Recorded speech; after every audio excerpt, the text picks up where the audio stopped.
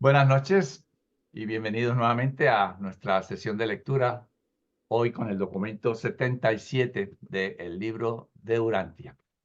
Antes de entonces comenzar formalmente, vamos a dejar un momento de silencio para que cada uno ponga esta reunión en manos de nuestro Padre.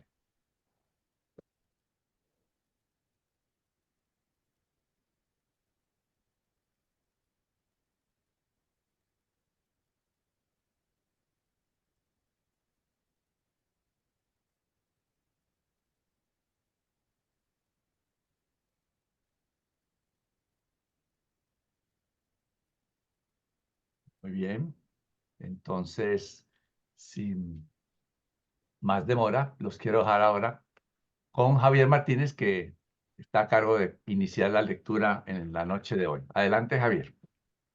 Gracias a todos. Muy buenas noches a todos. Bueno, vamos a comenzar.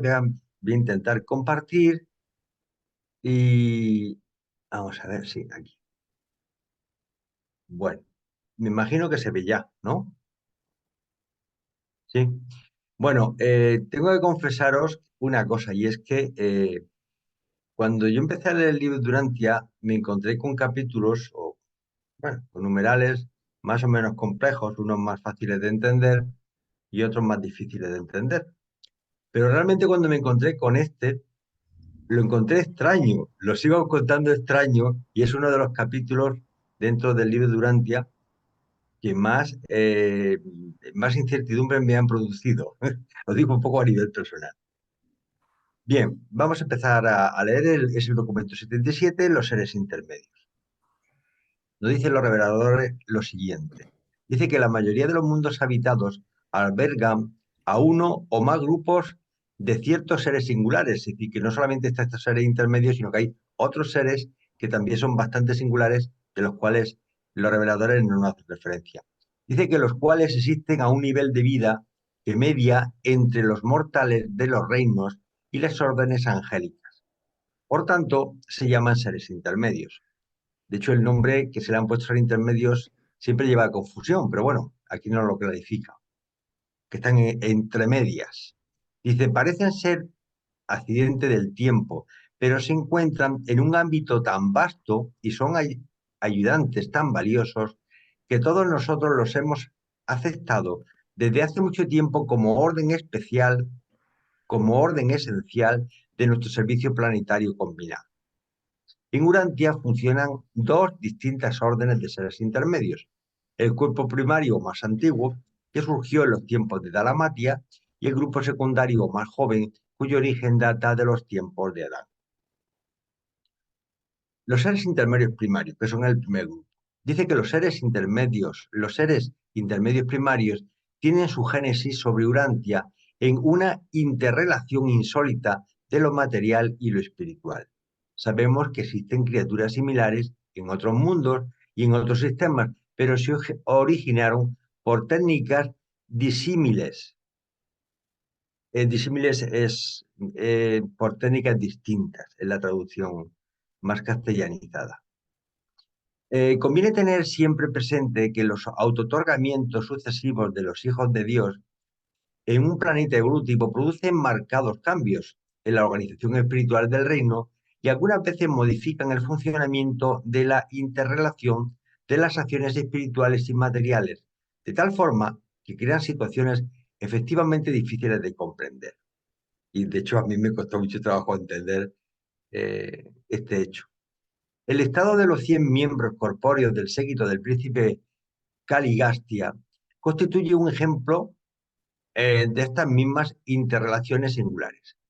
En calidad de ciudadanos morontiales ascendentes de Jerusalén, eran criaturas supermateriales, sin prerrogativas de reproducción. En calidad de servidores planetarios descendientes en Urantia, eran criaturas sexuales materiales capaces de procrear prole material, tal como lo hicieron posteriormente algunos de ellos. No nos explicamos satisfactoriamente cómo estos 100 miembros pudieron desempeñar la función de progenitor a nivel supermaterial. Sin embargo, eso es precisamente lo que sucedió. La unión supermaterial, es decir, no sexual, de un varón y una mujer del séquito corpóreo resultó en la aparición del primogénito de los seres intermedios primarios. Se descubrió inmediatamente que una criatura de esta orden, que medía entre los niveles mortal y angélico, sería de gran utilidad para llevar adelante los asuntos de la sede central del príncipe, y a cada pareja del séquito corpóreo se le otorgó permiso, por consiguiente, para producir un ser de esta índole. Este esfuerzo resultó en el primer grupo de 50 seres intermedios. Después de observar la labor de este grupo singular durante un año, el príncipe planetario autorizó la reproducción sin restricciones de seres intermedios. Se perpetuó este plan hasta tanto que siguieron gozando de la capacidad de crear, y así nació el grupo original de 50.000 miembros. Es un grupo cerrado que no tenía capacidad de reproducirse más. Transcurrido un periodo de medio año entre la producción de cada ser intermedio, fijaros que medio año son 6 meses, el ser humano necesita 9 meses. Y en cuanto cada pareja engendraba a 1.000 de estos seres, ya no nacían más, y tuvieron 1.000 hijos cada pareja. No hay explicación del por qué esta capacidad se agotó tras la aparición de la descendencia número 1.000. Todo intento posterior que se hizo resultó en fracaso. Estos seres constituyeron el cuerpo de información de la administración del príncipe. Se desenvolvieron a lo largo y a lo ancho del territorio, estudiando y observando las razas del mundo y prestando sus valiosos servicios al príncipe y su séquito para la labor de influir sobre la sociedad humana que se encontraba apartada de la sede central del planeta. Continuó este régimen hasta los trágicos días de la rebelión planetaria, durante los cuales cayó en la trampa un poco más de 80% de los seres intermedios primarios. Los miembros leales se pusieron al servicio de los síndicos Melquisedec y funcionaron bajo la dirección titular de Ban hasta los días de Adán. Bueno, este cuadro es un cuadro que seguramente lo deberíamos de poner al final de la explicación, de la lectura de todo el documento. Pero bueno, como Carlos me ha asignado la primera parte y me ha puesto el cuadrante, pues casi al principio. Seguramente más adelante tendréis que echar mano a él, porque es una síntesis del número total de seres intermedios. Es decir, cuando uno lee el documento está un poco como liante, pero cuando uno ya tiene las ideas un poquito claras, sobre todo con esta síntesis, lo vais a entender perfectamente. Fijaros, lo comento rápidamente. Existen dos tipos de seres intermedios, los primarios y los secundarios, como hemos dicho. Bien, los primarios se desprenden de la reproducción de los 100 de Caligasti. Como eran 100 de Caligasti, había 50 hombres y 50 mujeres. En total había 50 parejas. Como cada pareja tuvo 1.000 hijos, se desprende que si multiplicamos las 50 parejas por los 1.000 hijos que tuvo cada una, lógicamente llegamos a la cifra que nos da el libro de Urantia de los 50.000 hijos. Y igualmente en el libro de Urantia se nos indica que se rebelaron 40.119 y quedaron fieles, de seguidores un poco a los designios de Miguel de Nevadón, pues los 50.000 que existían, menos los que delinquieron, los 40.119, que nos da la cifra de los 9.881, que fueron los seres intermedios primarios que se mantuvieron fieles. Pero bien, con respecto a los intermedios secundarios, la cosa sucedió de la siguiente forma. Esto es una síntesis. Fueron la progenie de Adamson y Rata, que tuvieron 67 hijos, según nos dicen los reveladores. Igualmente nos cuentan los reveladores que el cuarto hijo, cada 4 hijos, hijo o hija, aparecían y eran seres invisibles. Algo difícil de entender, pero bueno, nos lo explica el Urantia que incluso Rata, la madre, pues entró en un estado casi de pánico, casi de nervios, viendo lo que sucedía con el cuarto hijo. Bien, si os dais cuenta, realmente hacemos parejas en un cuarto de los 67 hijos, pues nos dan en total que tuvieron 16 hijos. Es decir, se formaron los 16 hijos, entre chicos y chicas, pues fueron 8 parejas, 2 por 8, fueron los 16 hijos que eran invisibles. Y la progenie surgió a partir de estas 8 parejas. Fijaros que cada pareja tuvo 248 hijos. Bien, si multiplicamos las 8 parejas por los 248 hijos que tuvo cada pareja, pues nos da la cifra lógica de 1984 hijos. Igualmente, los reveladores nos dicen que 873 se revelaron, ¿de acuerdo? Y por cierto, este grupo de seres intermedios que se revelaron fueron liderados por Belcebú. Bien, unas cifras sencillas de los 1984 que hubo, menos los 873 que se revelaron, nos da la cifra de 1111, que fueron los famosos, los intermedios secundarios fieles, que sonará mucho por el tema del 1111, ¿no? Que eran 1111.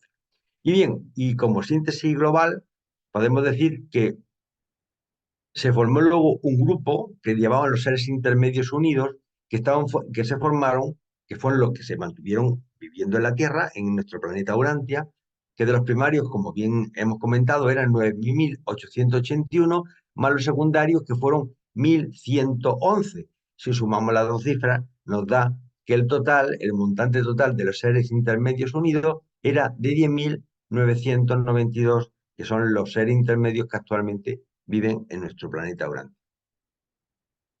Javier, buenas. Yo tengo una pregunta, es que no me queda muy claro la apariencia, o sea, ¿cómo era la manera de reproducirse normalmente? Creo que decían por ahí sexualmente como todas las parejas, y pues que qué apariencia tenían, porque decían, se habla como de una producción, como si fueran máquinas, no sé qué apariencia tenían esos seres intermedios.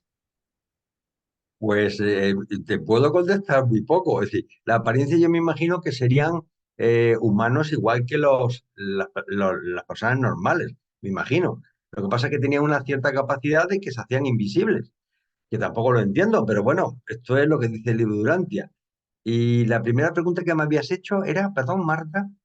Es que hablan de la reproducción, era que sí se Ah, reproducían la produ- normalmente, porque ahí están hablando como una producción, como si fueran máquinas.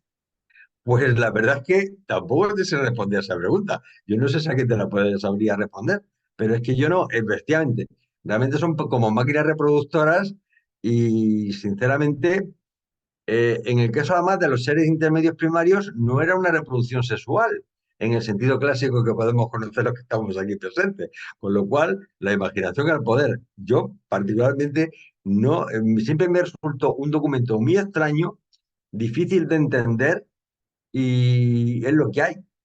Si alguien se atreve no se atreve, vamos, se compromete a dar algún tipo de explicación, yo se lo agradecería porque soy el primero que está interesado en ver algo de luz sobre este tema. Pero créeme que no te sé decir nada más. Bueno, pues si no hay ninguna pregunta más, Flor, la palabra es tuya. Es muy interesante porque aquí en realidad entramos en tema de especulación, ¿no? Yo, mi personal punto de vista es que si había los invisibles, eran entre ellos un femenino y un masculino, asumo que podría haber sido un tipo de reproducción de tipo sexual, asumo, dado que estaban los dos sexos, ¿no? Pero en realidad creo que lo conoceremos después cuando lleguemos allá y nos enteremos bien del tema. Lo que me llama la atención es, por ejemplo, que el periodo de gestación en lugar de ser de 9 meses era más corto. Y bueno, tenemos muchas especies hoy en día que el periodo de embarazo es mucho más corto. Entonces, eso no me extraña para nada, porque podría ser simplemente que bajo las condiciones de su organismo, como son ellos, el embarazo no tiene que durar 9 meses, ¿no? Sino 6 meses, como lo mencionó Javier anteriormente. Es lo que yo supongo, ¿no? Pero sí, es difícil y me encantaría saberlo también, sí. Se me hace un tema fascinante, verdaderamente. Bueno, dos, la raza nodita. Si bien esta es la narración del origen, el carácter y la función de los seres intermedios de Urantia, la relación entre las dos órdenes, la primaria y la secundaria, nos dicen los reveladores, requiere que se interrumpa la historia de los seres intermedios primarios en este momento a fin de seguir la línea de descendencia de los miembros rebeldes del séquito corpóreo del príncipe Caligastia desde los días de la rebelión planetaria hasta los días de Adán. Esta línea hereditaria durante los primeros días del segundo jardín dio origen a la mitad de la descendencia de la orden secundaria de seres intermedios. Los miembros físicos del séquito del príncipe se habían constituido en criaturas sexuales a fin de que participaran en el proyecto de procrear la prole que encarnaría todas las cualidades de su orden extraordinaria juntamente con las de la cepa seleccionada de las tribus andónicas con miras a la aparición subsiguiente de Adán. Los portadores de vida habían proyectado un nuevo tipo de mortal que uniría el conjunto de la prole del séquito del príncipe con la primera generación de la prole de Adán y Eva. Por lo tanto, habían formulado un plan que preveía una nueva orden de criaturas planetarias que, según sus esperanzas, se convirtiera en los gobernantes maestros de la sociedad humana. Estos seres estaban concebidos para la soberanía social, pero no para la soberanía civil. Voy a parar aquí para explicar lo que puse aquí en los cuadritos.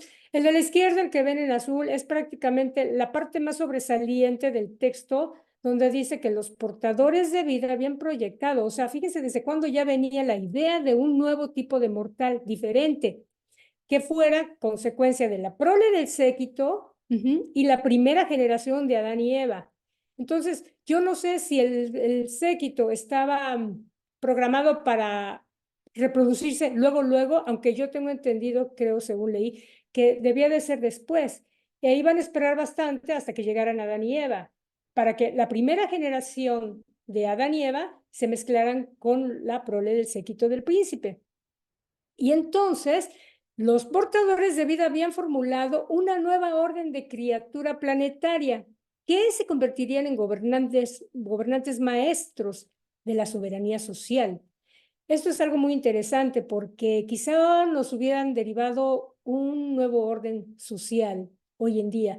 Y aquí a un lado, para mentalmente visualizar cómo se derivaron, está el cuadrito de la derecha, que del séquito, la prole, y más de Adán y Eva, la primera generación, iban a ser gobernantes maestros. Bueno, y continúan diciendo los reveladores, pero como casi se malogró por completo este proyecto, jamás sabremos de qué aristocracia benigna y cultura sin par fue privada Urantia, pues el séquito corpóreo sí se reprodujo, pero lo hizo posteriormente a la rebelión y después de ser privados de su conexión con las corrientes vitales del sistema.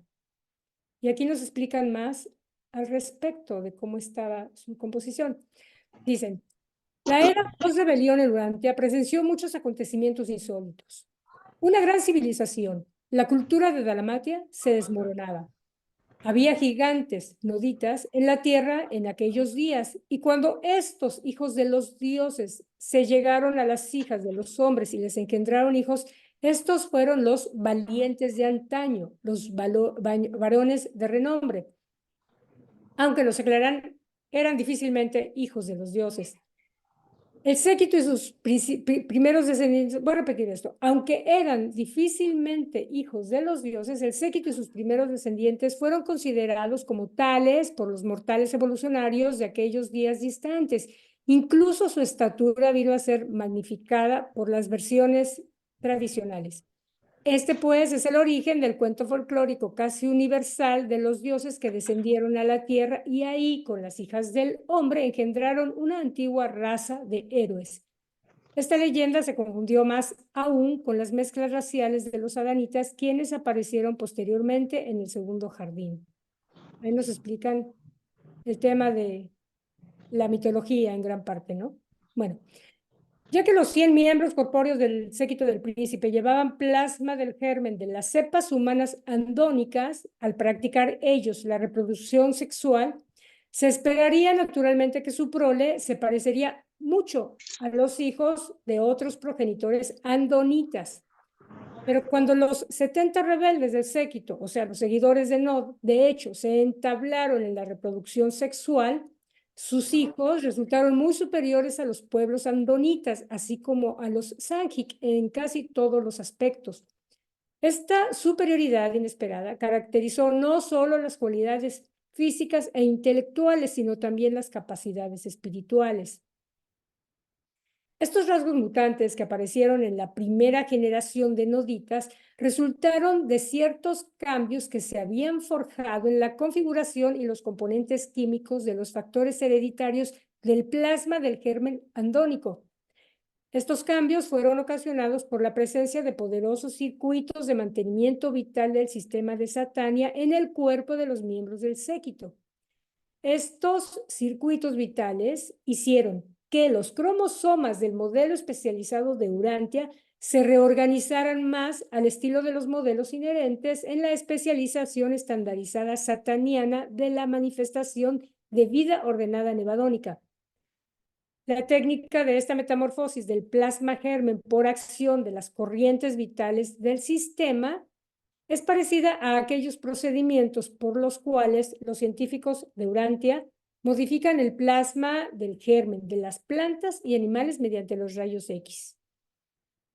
Así, los pueblos noditas surgieron de ciertas modificaciones particulares e inesperadas que se produjeron en el plasma vital que fue trasplantado por los cirujanos de Avalón del cuerpo de los contribuidores andonitas a los miembros del séquito corpóreo. Recordaréis que los 100 andonitas contribuyentes del plasma del germen, a su vez, se convirtieron en poseedores del complemento orgánico del árbol de la vida, de tal modo que sus cuerpos también estaban envueltos por las corrientes de vida satanianas. Los 44 andonitas modificados que se unieron a los miembros rebeldes del séquito también se procrearon entre sí y contribuyeron mucho al mejoramiento de las cepas del pueblo nodita. Estos dos grupos, que comprendían 104 individuos, aquí está la suma, 60 eran miembros del séquito y 44 eran andonitas modificados, que dan 104. Quienes llevaban el plasma del germen andonita modificado constituyen el linaje de los noditas, la octava raza que apareció en Urantia. Esta nueva característica de la vida humana en Urantia representa otra fase de la ejecución del proyecto original para utilizar este planeta como mundo de modificación de vida, o sea, mundo decimal, excepto que este acontecimiento fue uno de los no previstos. Los noditas de pura cepa fueron una raza magnífica, pero se mezclaron gradualmente con los pueblos evolucionarios de Urantia y al poco tiempo se produjo gran deterioro.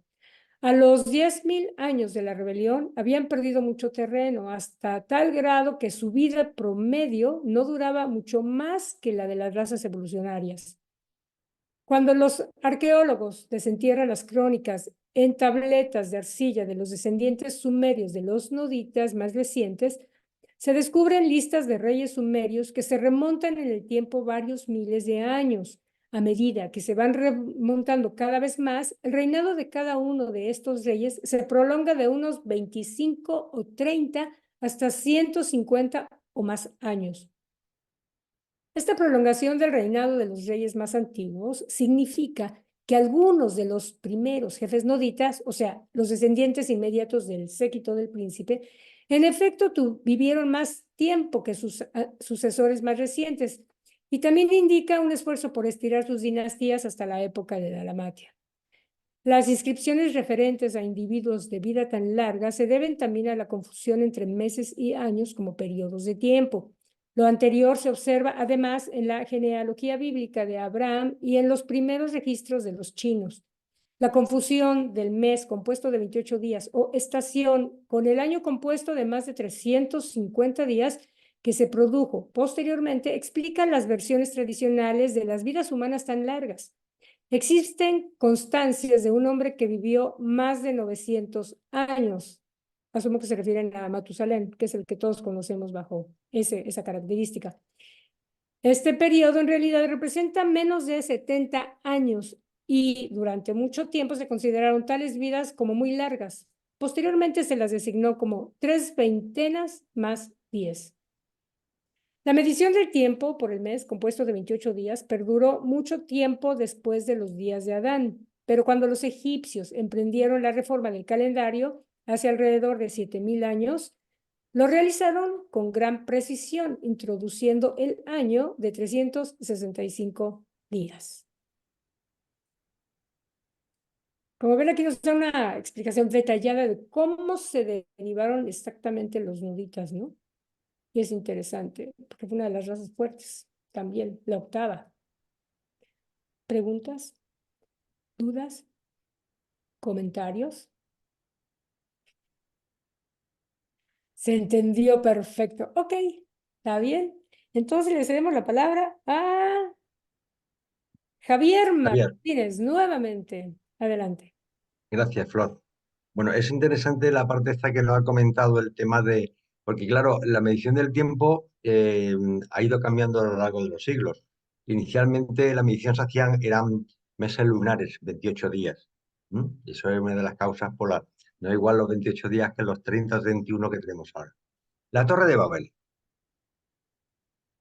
Dice que tras la sumersión de Dalmatia, sabéis que toda la parte del sur del Mar Rojo aumentó el nivel del mar en la quinta glaciación y subieron un montón de metros la altura del mar y con lo cual toda la ciudad de Alamatia está actualmente en el mar, bajo las aguas del mar.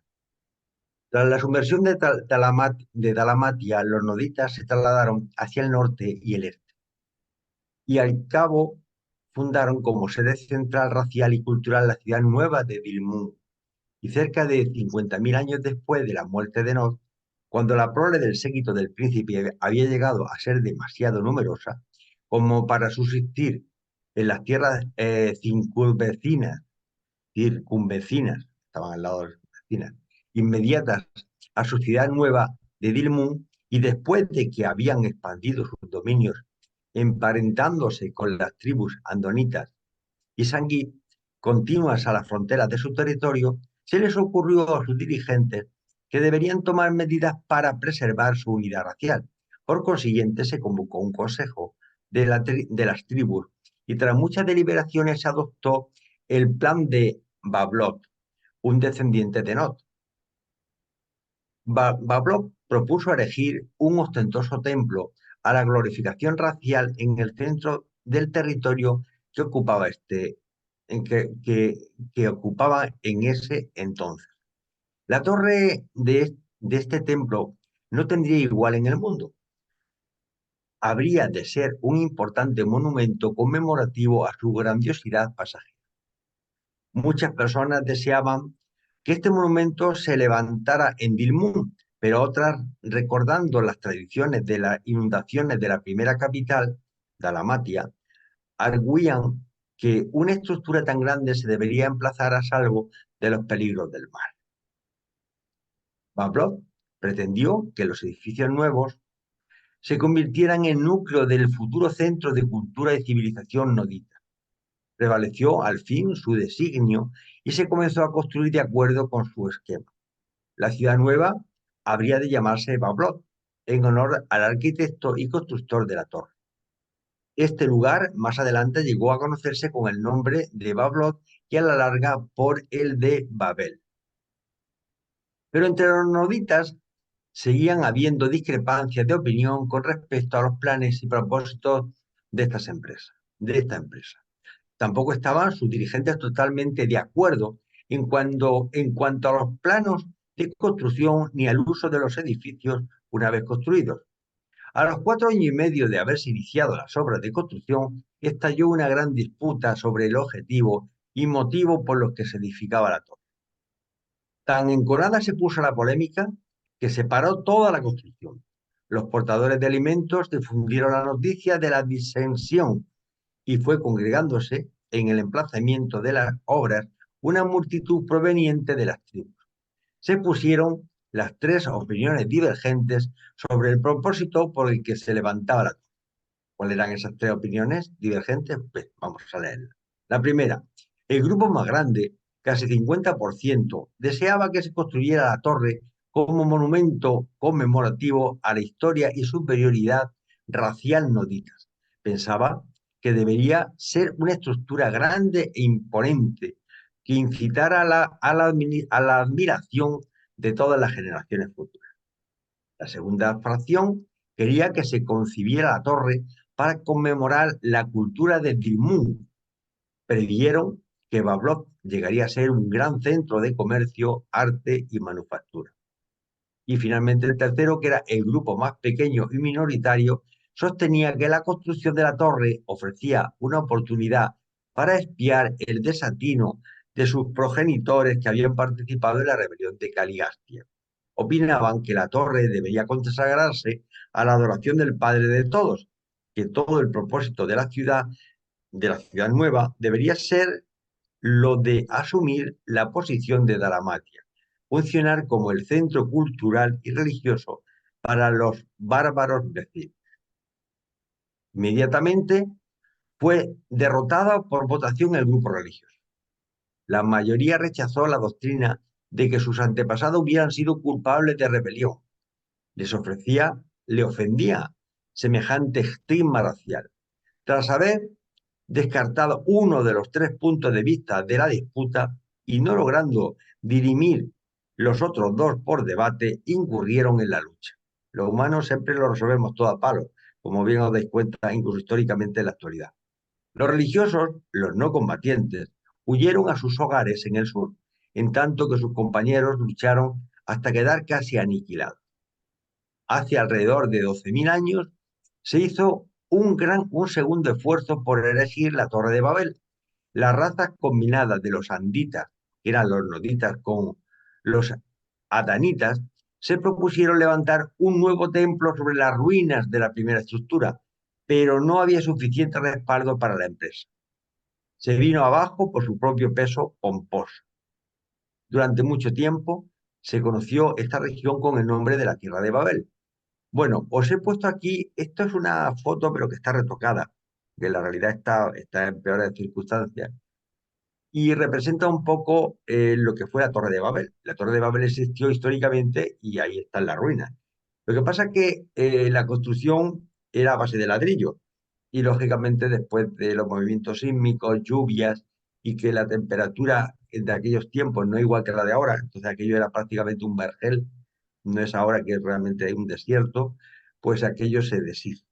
Y de hecho, si tenemos constancia de las famosas tablillas, es porque esas tablillas estaban hechas en barro, pero se produjo un incendio enorme y bien sabéis vosotros que el barro cuando se somete a un horno se vitrifica y gracias a esa circunstancia histórica actualmente tenemos más de 10.000 tablillas de la época aquella donde se expresan eh, nociones y informaciones sobre astronomía, sobre agricultura, sobre siderurgia, cuidado de los animales, la familia, etcétera, etcétera. Henry, Gracias, perdón, es que estaba planteando bien la pregunta porque me llama la atención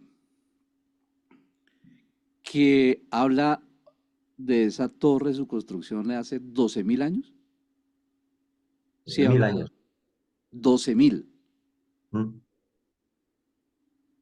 Bueno, con respecto a la aparición de Adán y Eva, ellos aparecieron, bueno, según los textos bíblicos, hace como unos, ¿qué? 4.000 años, 5.000 años por ahí. Lo que pasa es que 37 no mil puede... años. ¿Perdón? 37.000 años Adán y Eva. Pero eso 37.000. según el libro de Durantia. Es verdad lo que dice Henry, que según la Biblia los tiempos son mucho más cortos, pero es que la recopilación de los textos de la Biblia no responden a la verdad. Es una recopilación y ahí Ah, ok. cuadraron como buenamente pudieron, pero Ah, claro, pero eso fue mucho tiempo después de Adán y Eva. muchísimo Claro. más. Echándole por copadas como unos 15.000 años más o menos. Pues más o menos, si son 35.000 años, Adán y Eva más o menos, y esto fue hace 12.000 años, bueno, pues imagínate, hay Ok. muchísimo tiempo. Bueno, 4. Los centros noditas de la civilización. La dispersión de los noditas fue resultado inmediato del conflicto recíprocamente destructivo relacionado con la Torre de Babel. Esta guerra interna redujo considerablemente la cantidad de noditas más puros y en muchos aspectos explica el hecho de que no lograran establecer una gran civilización preadánica. Desde este momento en adelante, la cultura nodita fue decayendo durante más de 120.000 años hasta que fue elevada por la infusión adánica. Pero incluso en los tiempos de Adán, los noditas seguían siendo un pueblo capaz. Muchos de sus descendientes mestizos figuraron entre los trabajadores que construyeron el jardín, y varios capitanes del grupo de Van eran noditas. Algunas de las mentes más capaces que se desempeñaron en el séquito de Adán eran de esta raza. Inmediatamente después del conflicto de Bablot, se establecieron 3 de los 4 grandes centros noditas. 1. Los noditas occidentales o sirios. Los restos de los nacionalistas o memorialistas raciales se desplazaron hacia el norte, donde se unieron con los andunitas y fundaron los centros noditas más recientes al noroeste de la Mesopotamia. Este constituía el grupo más grande de los noditas dispersos y contribuyeron mucho a la cepa asiria que apareció posteriormente. 2. Los noditas orientales o elamitas. Los defensores de la cultura y del comercio emigraron en grandes cantidades hacia el este a Elam, y allí se unieron con las tribus sanguic mestizas. Los elamitas de hace 30 o 40.000 años habían llegado a ser en gran parte del carácter de los sanguic, si bien continuaron manteniendo una civilización superior a la de los bárbaros circunvecinos. Tras haberse establecido el segundo jardín, fue costumbre referirse a este asentamiento cercano de los noditas como la tierra de Nod. Y durante el prolongado periodo de paz relativa entre este grupo nodita y los adanitas, se mezclaron considerablemente las dos razas, pues acostumbraron cada vez más los hijos de Dios, los adanitas, a casarse con las hijas de los hombres, los noditas. Los noditas centrales o presumerios, tercer grupo. Un grupo pequeño junto a la desembocadura de los ríos Tigris y Éufrates mantuvo mayor integridad racial. Perduraron miles de años y a la larga dieron origen a la descendencia nodita que se combinó con los adanitas, fundando así los pueblos sumerios de los tiempos históricos. Y todo lo antedicho explica cómo aparecieron en el escenario de acción, tan repentina y misteriosamente, los sumerios en Mesopotamia. Los investigadores no podrán nunca remontarse en el tiempo volviendo sobre los pasos de estas tribus hasta la génesis de los sumerios, quienes se originaron hace 200.000 años después de la sumersión de Dalamatia.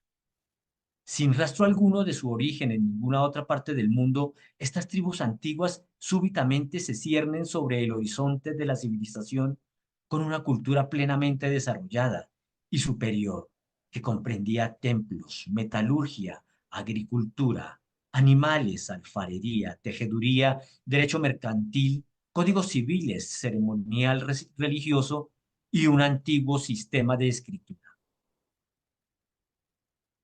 A principios de la era histórica, ya hacía mucho tiempo que se había perdido el alfabeto dalamatiano, habiéndose adoptado un sistema de escritura particular que se había originado en Dilmun. La lengua sumeria, si bien casi se perdió del mundo, no fue semítica, tenía mucho en común con las llamadas lenguas arias. Los registros detallados que dejaron los sumerios describen el emplazamiento del extraordinario asentamiento que se ubicó en el Golfo Pérsico, cerca de la ciudad más vieja de Dilmun. Los egipcios llamaban a esta ciudad la antigua gloria Dilmat. En tanto, los sumerios adanizados posteriores confundieron tanto la primera como la segunda ciudad noditas con Dalmatia, y a las 3 les llamaban. Los arqueólogos ya han encontrado estas antiguas tabletas sumerias de arcilla que informan sobre este paraíso terrenal donde los dioses bendijeron por primera vez a la humanidad con el ejemplo de la vida civilizada y culta. Estas tabletas que describen Dilmun, el paraíso de los hombres y Dios, descansan tranquilamente sobre los polvorientos anaqueles de muchos museos. Bien conocían los sumerios de los Edenes primero y segundo, pero a pesar de haberse unido en gran medida por matrimonio con los adanitas, continuaron considerando a los moradores del jardín en el norte como raza ajena. El orgullo sumerio de la cultura nodita más antigua les indujo a hacer caso omiso de estas posteriores visiones de gloria a favor de la grandiosidad y tradiciones paradisíacas de la ciudad de Dilmun. Cuarto grupo: los noditas del norte y amadonitas, los vanitas. Este grupo surgió del conflicto de Bablot. Estos noditas del extremo septentrional eran descendientes de los que habían renunciado al liderazgo de Nod y sus sucesores a cambio del de Van y Amadón. Algunos de los primeros asociados de Van se asentaron posteriormente a las orillas del lago que sigue llevando su nombre, y en torno a esta localidad se desarrollaron sus tradiciones. Ararat llegó a ser su monte sagrado, que con una importancia muy parecida para los vanitas más recientes a la que para los hebreos tiene el monte Sinaí.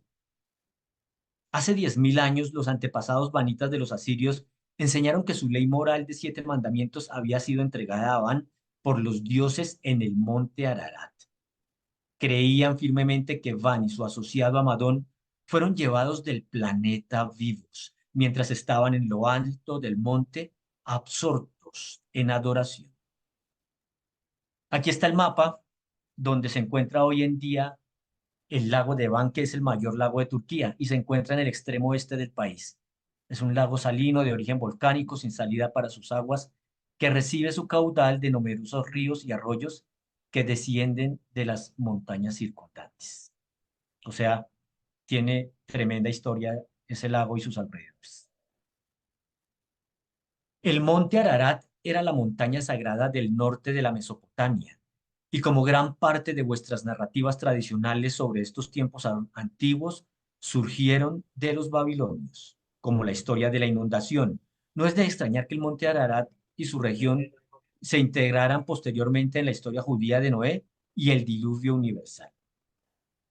Aproximadamente en el año 35.000 antes de Jesucristo, visitó a Danzón, en el oriente más extremo, uno de los antiguos asentamientos vanitas, y ahí fundó su centro de civilización.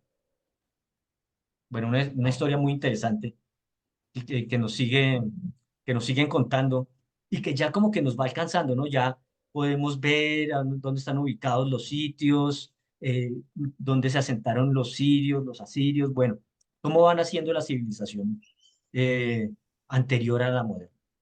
¿Alguien tiene algún comentario?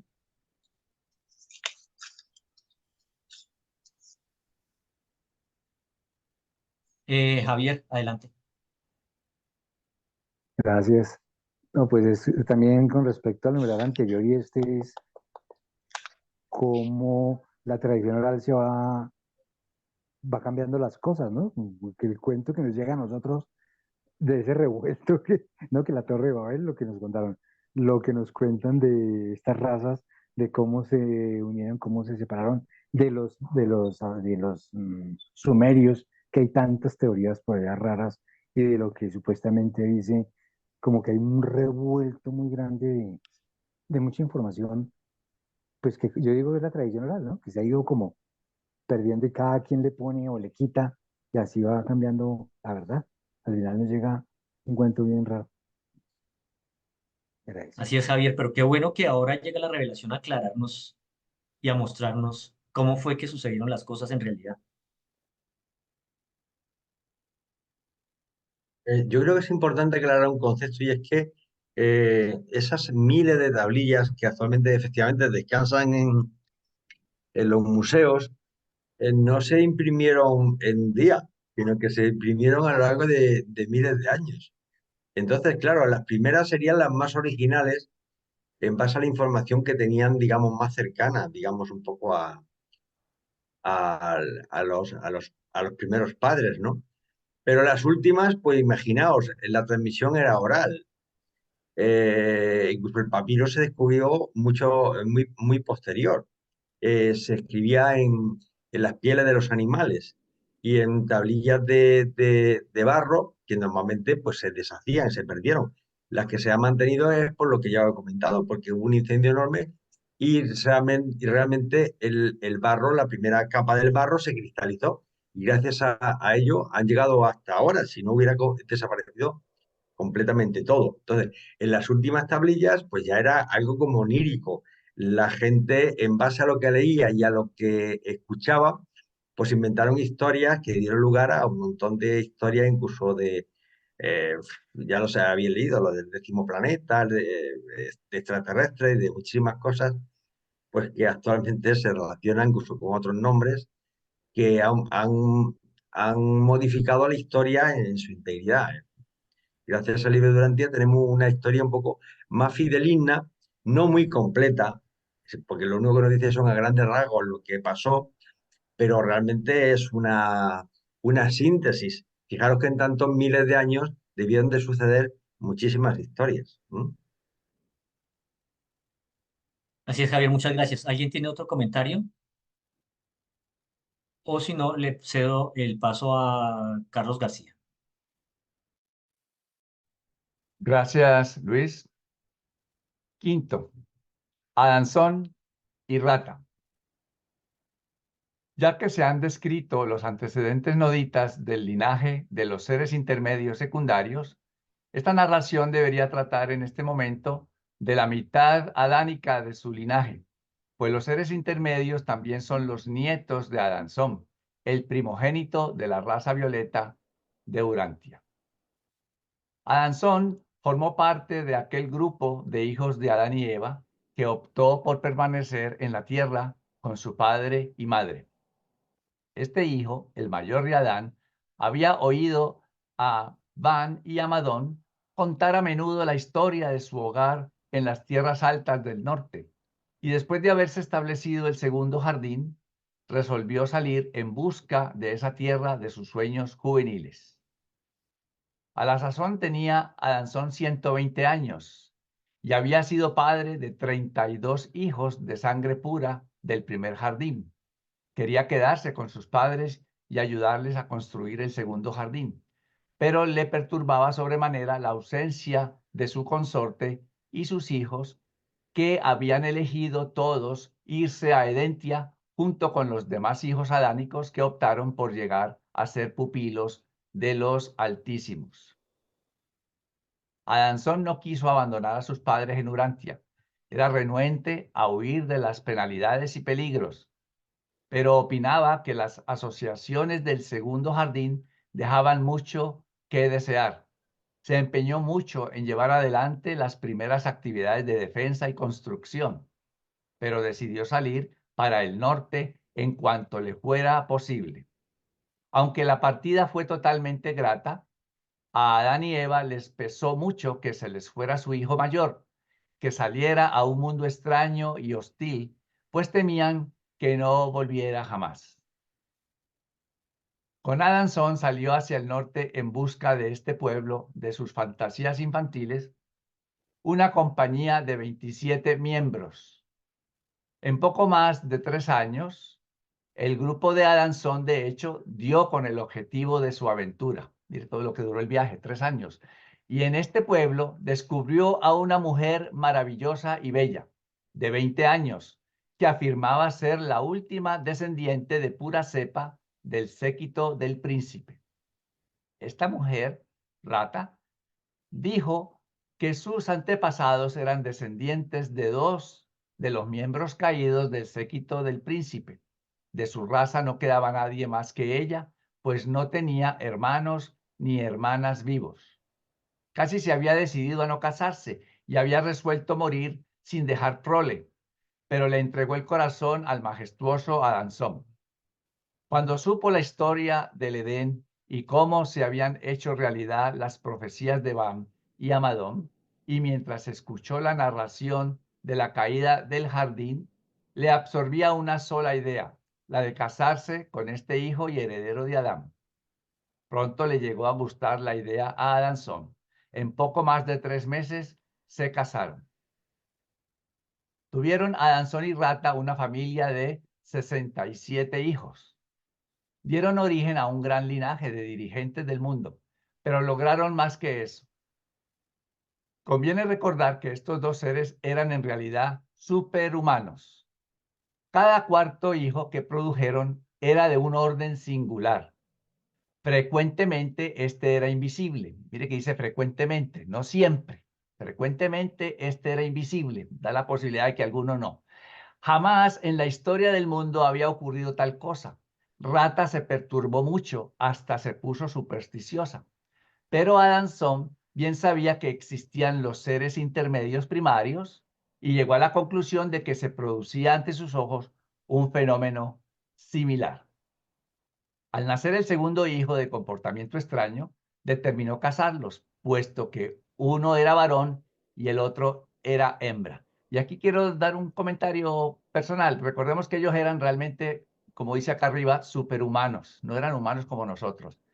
Entonces, por eso ocurrió este fenómeno. Yo entiendo que si eran invisibles para los humanos, pero no para Adanzón y para Rata, sus padres. Porque si fueran invisibles, ¿cómo se iba a dar cuenta Adanzón que uno era varón y que el otro era hembra, si no los podía ver? Pero bueno, eso es una especulación mía. Y este es el origen de la orden secundaria de seres intermedios. Dentro de un periodo de 100 años, antes de que cesara este fenómeno, se había traído a la existencia casi 2000 de ellos. Ya vimos arriba en el cuadrito que el número exacto es 1984, casi 2000. Vivió Adanzón durante 396 años. Volvió muchas veces a visitar a su padre y madre. Bien, ellos que tenían miedo de que se iba a ir y no lo iban a volver a ver, pero aquí dice que los fue a visitar varias veces. Cada 7 años, él y Rata viajaban hacia el sur, al segundo jardín, y entre tanto los seres intermedios lo mantenían informado sobre el bienestar de su pueblo. Durante la vida de Adanzón, estos contribuyeron mucho a la construcción de un centro mundial nuevo e independiente para la verdad y la rectitud. Así que Adanzón y Rata tuvieron a su disposición este cuerpo de asistentes maravillosos, que laboró con ellos durante toda su larga vida, asistiéndoles en la propagación de la verdad avanzada y la difusión de normas superiores de vida intelectual, espiritual y física. Y los resultados de este esfuerzo por mejorar el mundo jamás llegaron a ser eclipsados por los retrocesos subsiguientes. Desde los tiempos de Adanzón y Rata, los adanzonitas mantuvieron un alto nivel de cultura durante casi 7000 años. Más adelante se mezclaron con los noditas y andonitas vecinos y también figuraron entre los valientes de antaño. Y algunos de los adelantos de aquella edad perduraron, convirtiéndose en una parte latente del potencial cultural que más tarde llegó a ser la civilización europea. Este centro de civilización estaba situado en las regiones al este del extremo meridional del mar Caspio. Ahí vemos en el mapa el mar Caspio.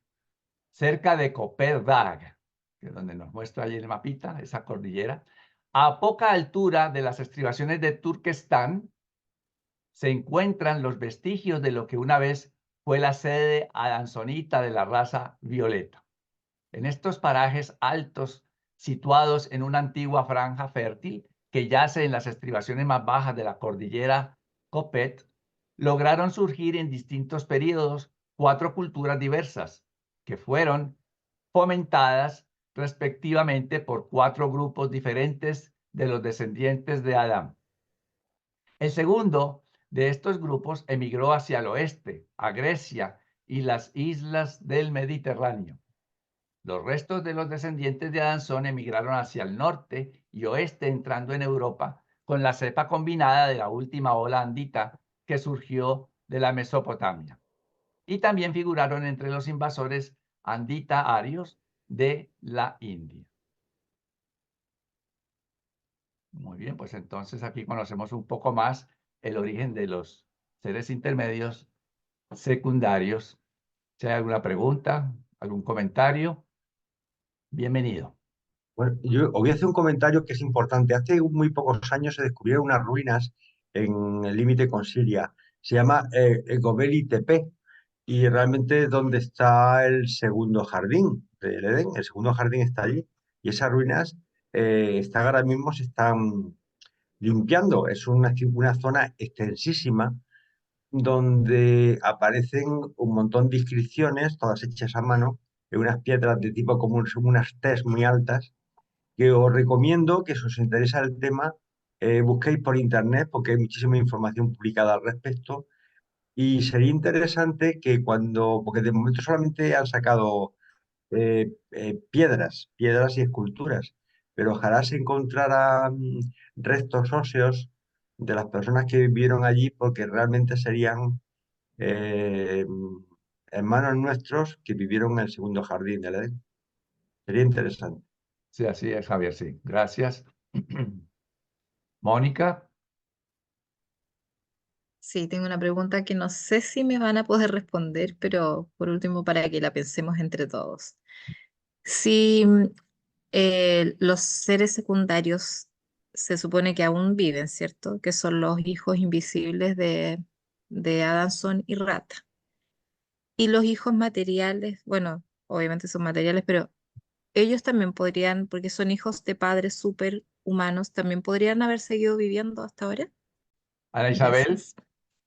Sí, buenas tardes. buenas tardes. En cuanto a la pregunta de Mónica, lo que yo entiendo es que los hijos materiales de Adamson, cuando les llegó su momento, fallecieron, al igual que los 16 que eran invisibles. Esos también fallecieron. Los que quedaron y están en la actualidad aquí en Urantia son los nietos de Adamson, o sea, los hijos de esos originarios 16 invisibles. Pero los hijos de Rata y Adamson, invisibles y materiales visibles, esos todos fallecieron. ¿Algo más? Si no, entonces los dejo con Elenita. Gracias, Carlitos. 6. Los seres intermedios secundarios. Aunque los seres intermedios primarios tenían un origen casi superhumano, la orden secundaria es la prole de la cepa adánica pura, unida con un descendiente humano de antepasados comunes a los a los progenitores del cuerpo más antiguo. Entre los hijos de Adamson hubo justamente 16 de los peculiares progenitores de los seres intermedios secundarios. Había la misma cantidad de hombres que mujeres entre estos hijos singulares, y cada pareja era capaz de producir un ser intermedio secundario cada 70 días por una combinación de técnicas de unión sexual y no sexual. Jamás había sido posible en la Tierra este fenómeno antes de esa época. Tampoco ha vuelto a producirse nunca. Estos 16 hijos vivieron y murieron con excepción de sus particularidades como mortales del reino, pero su prole electroenergizada viven y siguen viviendo sin ser susceptibles a las limitaciones de la carne mortal. Cada una de las 8 parejas llegó a producir 248 seres intermedios, y así llegó a la existencia el primer cuerpo secundario. 1984 en total. Hay 8 subgrupos de seres intermedios secundarios. Se los llaman ABC primero, segundo, tercero y así sucesivamente. Y luego hay DEF primero, segundo y así sucesivamente. Después de la contumacia de Adán, los seres intermedios primarios retornaron al servicio de los síndicos Melquisedec, en tanto el grupo secundario fue asignado al centro de Adamson hasta la muerte de este. 33 de estos seres intermedios secundarios, los jefes de su organización al morir Adamson, se afanaron por cambiar la orden entera al servicio de los Melquisedec, uniéndose así con el cuerpo primario. Mas al no lograrlo, abandonaron a sus compañeros y pasaron en conjunto al servicio de los síndicos planetarios. Tras la muerte de Adanzón, los seres intermedios secundarios restantes se convirtieron en influencia extraña, desorganizada e independiente en Urantia. Desde aquel momento hasta los tiempos de Maki Benta Melquisedec llevaron una existencia irregular y desorganizada. Este Melquisedec pudo dominarlos en parte, pero siguieron haciendo muchas travesuras hasta los días de Cristo Micael. Durante su estadía en la tierra, todos tomaron la decisión final acerca de su propio destino, poniéndose la mayoría leal a la disposición de los seres intermedios primarios. Si hay dudas, comentarios, adelante. Bueno, si no, entonces, Carlitos, te devuelvo el micro. Gracias, Helenita. Sí. Entonces ahora continúa Mónica. Adelante. 7. Los seres intermedios rebeldes. La mayoría de los seres intermedios pecaron durante la rebelión de Lucifer. Al hacer un balance de la desolación de la rebelión planetaria, entre otras pérdidas, se descubrió que de los 50.000 originales, 40.119 se habían unido a la secesión de Caligastia. En un principio hubo 1.984 seres intermedios secundarios y de estos 873 no quisieron sumarse al régimen de Micael y fueron debidamente internados en relación con la adjudicación planetaria de Urantia el día de Pentecostés. Nadie puede predecir el futuro de estas criaturas caídas. Ambos grupos de seres intermedios rebeldes están ahora detenidos aguardando la adjudicación final de los asuntos de la rebelión del sistema. Ellos, sin embargo, realizaron muchas rarezas en la Tierra antes de iniciarse la dispensación planetaria presente.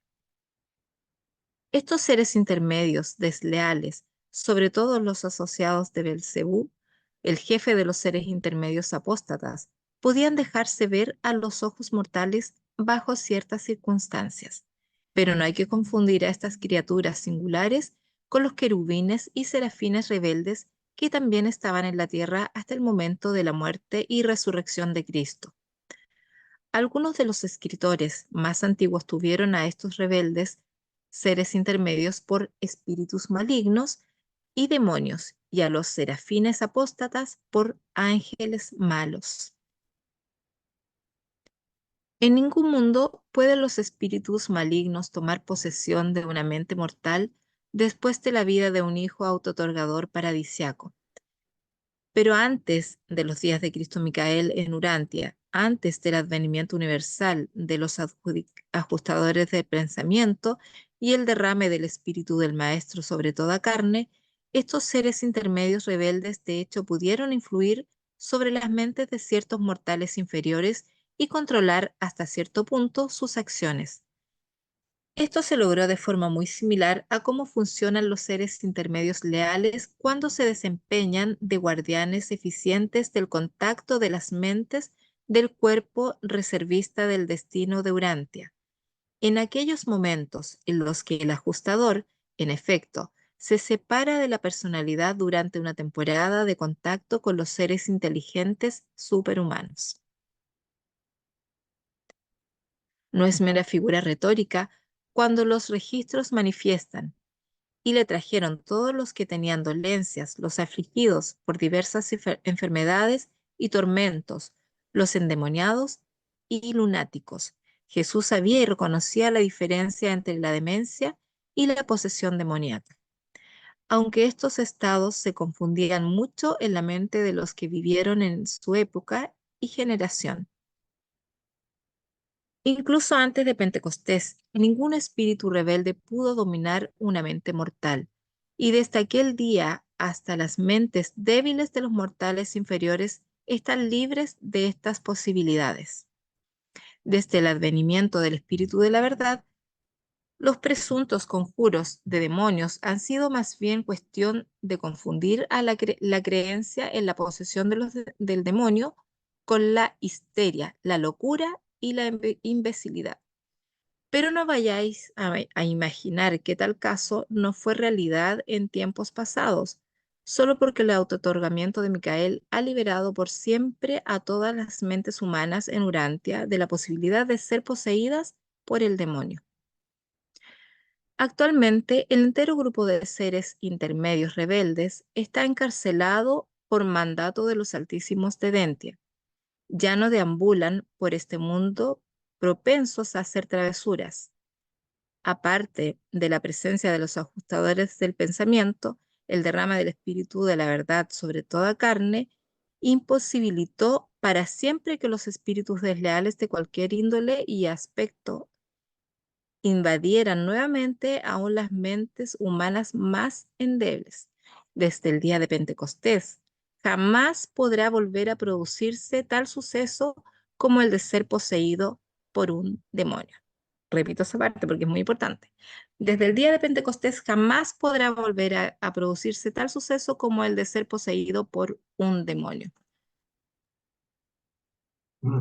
Mónica, esta afirmación que has hecho, lo que has leído es importantísimo porque bien sabéis que actualmente muchas religiones y la católica incluso tiene a varios obispos y sacerdotes que se dedican a exorcizar, a echar los demonios de personas poseídas.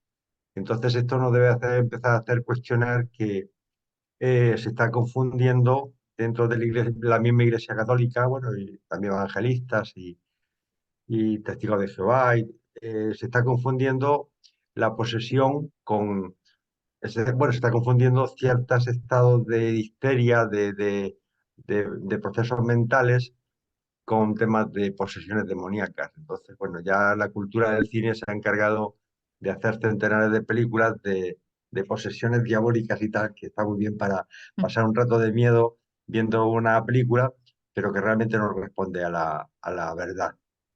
Henry, el micrófono es tuyo. Gracias.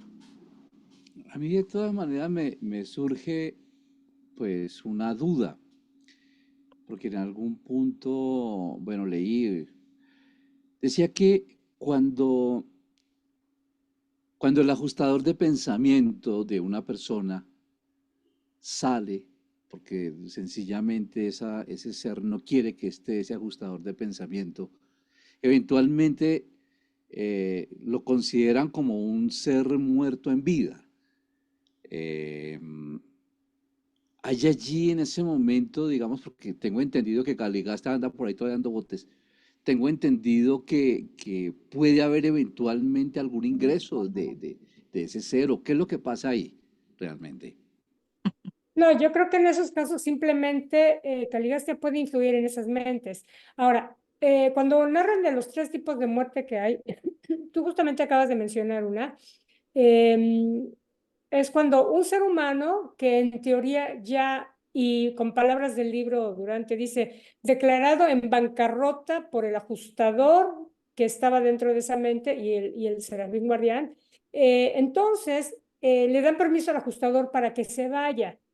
Y esa persona sigue viviendo, es un ente biológico, desde el punto de vista cósmico está muerto. O sea, ya no hay supervivencia para ese señor, ya no tiene ajustador, pero puede seguir viviendo, respirando, etcétera. Ahora, Caligasta, ¿cómo lo hace? No sé, pero puede influir, influyó en Serapatatia. ¿Cómo lo hizo? Hasta la fecha me pregunto, ¿cómo pudo haber influido en Serapatatia, que estaba totalmente en pro del proyecto de Adán, para poder ir metiendo sus ideas de manera que lograra sus fines?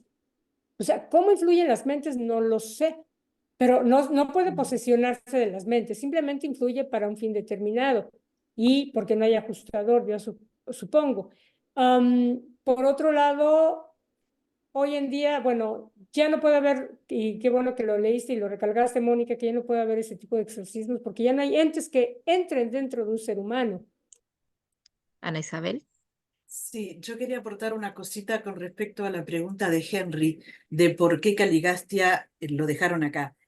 Tal como yo lo entiendo o lo veo, el puesto de los príncipes planetarios lo veo como vitalicio, porque siempre nos dicen que llegando a luz y vida, los seres intermedios van a poder irse a hacer su carrera ascendente. Los Adanes y las Evas, cuando llegan a determinado momento, también se van a poder ir. Sin embargo, el príncipe planetario, cuando lleguemos, si hubiéramos llegado a luz y vida, van a ser promovidos, ascendidos, otro puesto. No se nos dice, o por lo menos yo no lo encontré en el libro, que en algún momento ellos se van a ir del planeta. Entonces, como a mí me parece, Caligastia está acá porque después de que vienen a un planeta como príncipes, se quedan de por vida. Eso es un muy buen punto, ¿eh? Yo no había pensado en eso y la verdad es Sí, que es está un bien muy buen interesante. punto. Porque sabemos que él está destituido, que ahorita el príncipe es Micael y vicerregente Maquiventa Melquisedec, que podría llegar en cualquier momento a tomar el puesto. Pero ese es un buen punto lo que acabas de plantear, Ana Isabel, la verdad, es que tiene que estar aquí. Pero eso podría aplicar para los príncipes fieles. En el caso del nuestro, como fue rebelde, yo creo que él sí se tiene que ir y destituir y nombrar uno que lo reemplace. Es Pero pues es que él mi no está opinión. ejerciendo, pero es que él no ejerce en absolutamente nada. Pero molesta, ¿y para qué lo vamos a tener aquí? Sí, No lo Bueno, entiendo. pues yo creo que yo- cuando llegue el juicio lo van a sacar, pero no claro, no antes. Sí, puede ser así. claro, pero me parece puesto en razón lo que dice Ana, ¿eres tú, perdona? Ujú. Sí. Sí, más estar como si esto fuera su prisión, o sea, no tiene mayor injerencia y claro, eso es como cuando le dan a uno la casa por cárcel que lo ponen uno solamente a lavar la loza y uno protesta nada más, pero, ¿no? Ya, Luis, y terminamos para que pueda continuar Carlitos. Sí, Muchas con gracias. respecto a esto, yo pienso algo como lo que decía Flor al principio. Yo pienso que tiene que ver mucho con nuestro libre albedrío en este tipo de mundos que estamos, que es cuestión de que decidamos nosotros qué queremos hacer, porque a lo mejor yo no quiero ir al cielo, yo no quiero ajustador, yo no quiero nada de eso, yo quiero, me gustan las ideas de Lucifer, de que cada uno sea autónomo y que yo tengo derecho a decidir mi vida sin que a nadie más me la controle. O sea, mientras haya personas que quieran, que tenga púlpito ese tipo de ideas, no te pueden quitar el bando contrario, otros de arriba, porque te están quitando como una opción tuya para decidir. Y mientras en este planeta haya gente que siga adorando a Satanás y que crean que esa es una solución, que ese es un Dios igual que el otro, más yo oigo gente decir que Lucifer, Satanás, como él mismo lo dijo, el amigo, él es el verdadero amigo de los hombres, el que quiere nuestra libertad, y él se declaró el Dios de la libertad. Yo soy yo. Claro. Bien, muchas gracias, Luis, y continúa Carlos. 8. Los seres intermedios unidos. Durante la adjudicación o juicio más reciente de este mundo, cuando Micael se llevó a los sobrevivientes durmientes del tiempo, se dejaron atrás los seres intermedios, a fin de que asistieran en la labor espiritual y semi-espiritual del planeta.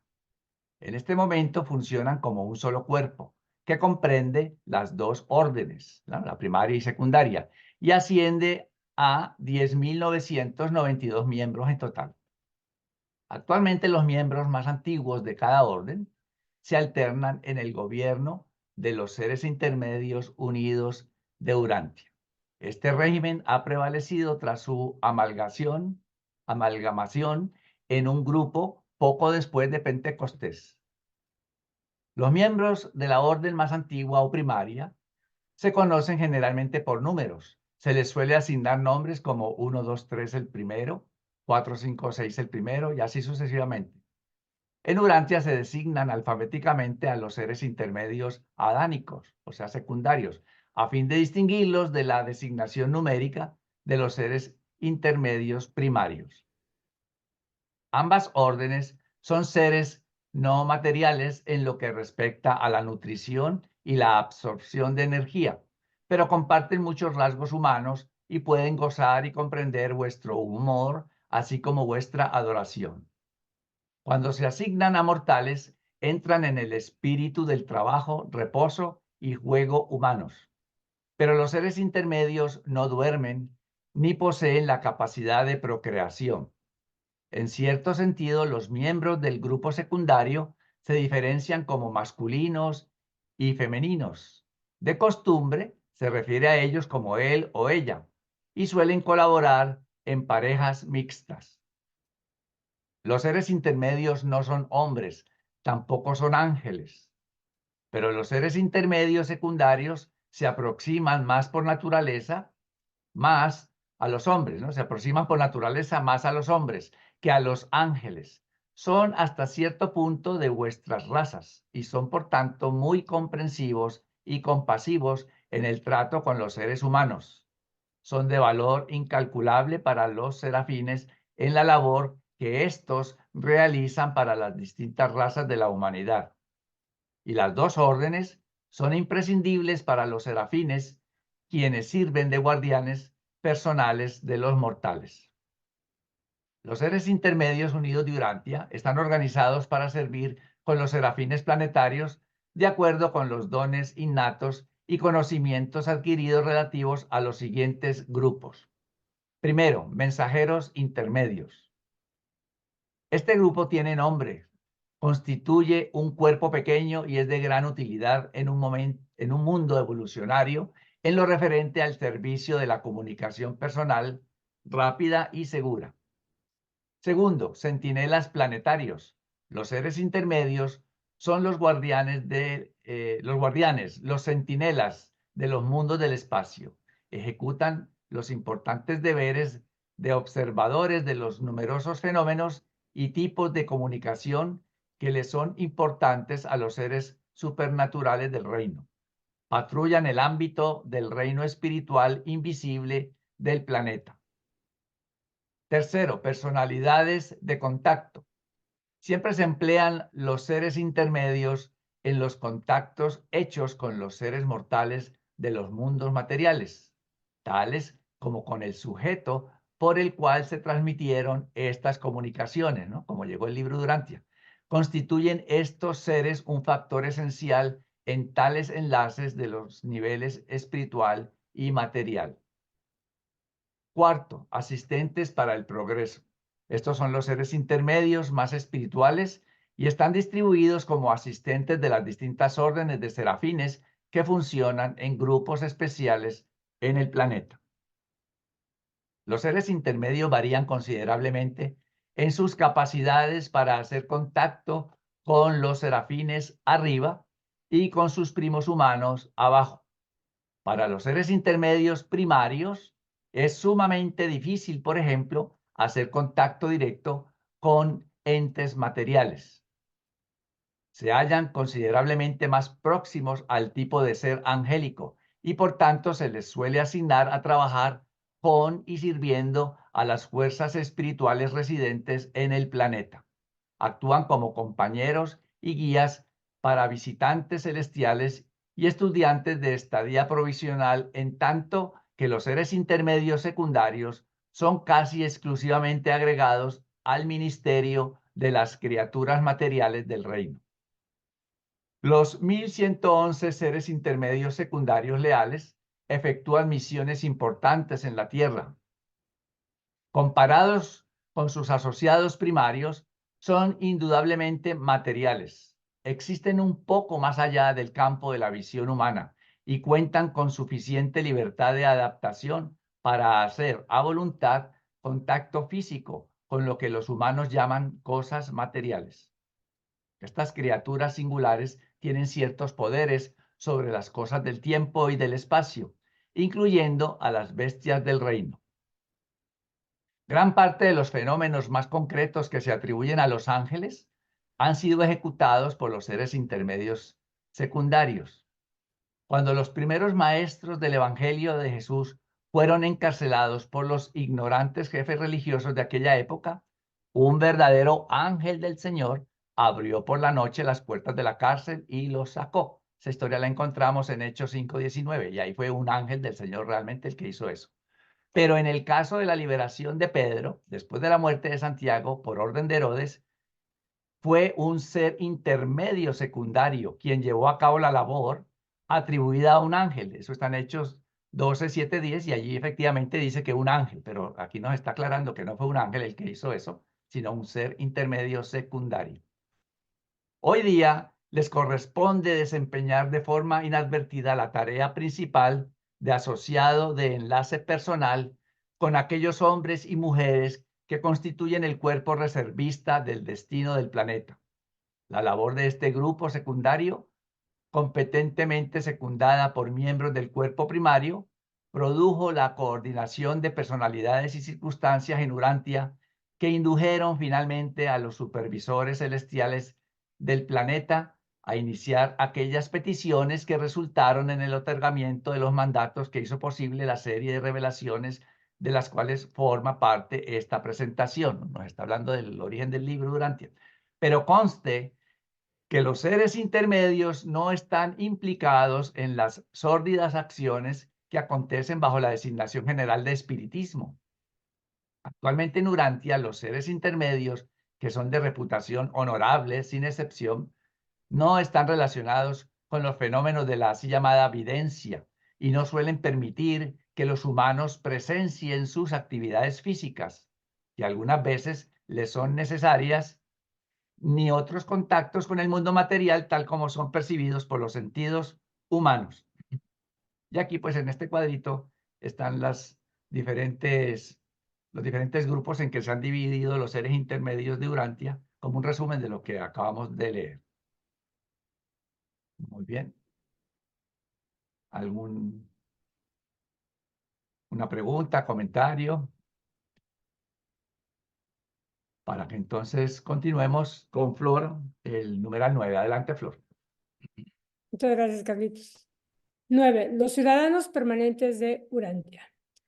Pueden considerarse los seres intermedios como el primer grupo de habitantes permanentes que se encuentra en las distintas clases de mundos del universo entero, con los ascendentes evolucionarios como las criaturas mortales y las huestes angélicas. Se encuentran tales ciudadanos permanentes en varios puntos del ascenso al paraíso. A diferencia de las distintas órdenes celestiales a las cuales se les asigna ministrar en un planeta, los seres intermedios viven en un mundo habitado. Los serafines van y vienen, pero los seres intermedios permanecen y permanecerán, aunque son, sin embargo, ministros a los seres oriundos del planeta y proporcionan el único régimen continuo que armoniza y relaciona las cambiantes administraciones de las huestes seráficas. Siendo los verdaderos ciudadanos de Urantia, se interesan los seres intermedios en el destino de esta esfera. Forman una asociación resuelta que gestiona persistentemente el beneficio en beneficio del progreso de su planeta natal. El lema de su orden evoca su resolución. Lo que emprenden los seres intermedios unidos, lo realizan los seres intermedios unidos. Si bien su capacidad de atravesar los circuitos de energía hace que sea factible partir del planeta, cada uno se ha comprometido a no marcharse del planeta antes de que sean liberados posteriormente por las autoridades del universo. Los seres intermedios están anclados al planeta hasta las edades de luz y vida. Con excepción de 1, 2, 3, el primero, jamás ha partido ninguno de los seres intermedios leales de Urantia. 1, 2, 3, el primero, el mayor de la orden primaria, fue relevado de sus deberes planetarios inmediatos poco después de Pentecostés. Este noble ser intermedio se mantuvo firme con Van y Amadón durante los trágicos días de la rebelión planetaria y su impávido liderazgo contribuyó bastante a reducir las bajas de su orden. Presentemente se desempeña en Jerusalén como miembro de los 24 consejeros, habiendo funcionado ya como gobernador general de Urantia, una vez desde Pentecostés. Los seres intermedios están vinculados al planeta, pero al igual que hablan los mortales con los viajeros provenientes de tierras lejanas y de este modo adquieren conocimientos de los lugares remotos del planeta, Asimismo, conversan los seres intermedios con los viajeros celestiales a fin de informarse sobre los lugares lejanos del universo. Así ellos llegan a ser versados en este sistema y universo, incluso en Orgontón y sus creaciones hermanas, y así se preparan para la ciudadanía a los niveles superiores de la existencia de las criaturas. Aunque se trajeron a la existencia plenamente desarrollados los seres intermedios, esto es, sin experimentar ningún periodo de crecimiento ni desarrollo desde la inmadurez, no cesan nunca de aumentar la sabiduría y experiencia. Igual que los mortales, son criaturas evolucionarias y tienen una cultura que es un auténtico logro evolucionario. Figuran muchas grandes mentes y poderosos espíritus entre los miembros del cuerpo de seres intermedios urantianos. Desde el punto de vista más amplio, la civilización de Urantia es el resultado del esfuerzo conjunto de los mortales urantianos y los seres intermedios urantianos, lo cual es cierto a pesar de la diferencia presente entre los dos niveles de cultura, una diferencia que no se compensará antes de las edades de luz y vida. La cultura de los seres intermedios, siendo fruto de una ciudadanía planetaria inmortal, es relativamente inmune a las vicisitudes temporales que hostigan a la civilización humana. Las generaciones de hombres se olvidan. El cuerpo de seres intermedios recuerda, y esa memoria es la mina de oro de las tradiciones de vuestro mundo habitado. Así, la cultura de un planeta permanece para siempre en ese planeta y en las debidas circunstancias, tales memorias apreciadas de los sucesos pasados se vuelven disponibles de la misma forma en que la historia de la vida y enseñanzas de Jesús ha sido dada por los seres intermedios Urantia a sus primos de carne y hueso. Los seres intermedios son los hábiles servidores que compensan esa diferencia entre los asuntos materiales y espirituales de Urantia que apareció al morir Adán y Eva. A la vez, son vuestros hermanos mayores, camaradas en la prolongada lucha por lograr el estado de luz y vida en Urantia. Los seres intermedios unidos son un cuerpo que se le ha sometido a la prueba de la rebelión y ejecutarán fielmente su función en la evolución planetaria hasta que este mundo alcance la meta de las edades, hasta aquel día distante en el cual reine de hecho la paz en la tierra y la buena voluntad en el corazón de los hombres. Debido a las valiosas labores realizadas por estos seres intermedios, hemos llegado a la conclusión de que, en efecto, forman parte íntegra de la organización de los espíritus de los reinos. Siempre y cuando no se estropeen los asuntos de un planeta por la rebelión, ellos son de aún mayor utilidad para los serafines. La entera organización de espíritus altos, huestes angélicas y seres intermedios se dedica con entusiasmo al fomento del designio del paraíso para el ascenso progresivo y logro de la perfección de los mortales evolucionarios, uno de los asuntos magníficos del universo, el espléndido designio de la supervivencia para que Dios descienda hasta los hombres y luego, mediante una suerte de asociación sublime, ascender a los hombres hasta Dios para que pasen a la eternidad de servicio y a la divinidad de logro. Lo mismo para mortales como para seres intermedios. Este documento fue presentado por un arcángel de Nevadón y esta vez estuvo a cargo de Javier Martínez, Luis Fontecha, Carlos García, Elena López, Mónica Maldonado y una servidora Flor Robles. Preguntas, dudas, comentarios. ¡Fascinante! ¿No siente que es bonito? O sea, la forma como nos lo narran y además tiene una forma tan especial los reveladores de narrar las cosas que, no sé, nos van dando respuestas, nos crean, hacen que nuestra mente pueda crear preguntas para luego darnos las respuestas. Es bonito, es interesante. Como obra literaria, creo que el libro de Urantia es el libro. No es un libro, es el libro. Bueno, adelante. Preguntas, comentarios, dudas, quejas. Bueno, pues si no hay ningún comentario más, le paso la palabra a Carlitos. Bien, gracias Flor y gracias a todos por su asistencia y su participación. Eso es lo que hace que este grupo pues siga adelante. Los invito para el próximo jueves, el documento 78, cuyo título no voy a decirles para que ustedes se encarguen de buscar a ver cómo se titula el documento 78 y por ahí derecho le dan una leidita. Hasta la próxima semana. Un lindo fin de semana, exactamente. Unas buenas noches y nos veremos entonces. Gracias. Muchísimas noches. gracias. Hasta Un abrazo luego. a todos. Abrazo. Gracias.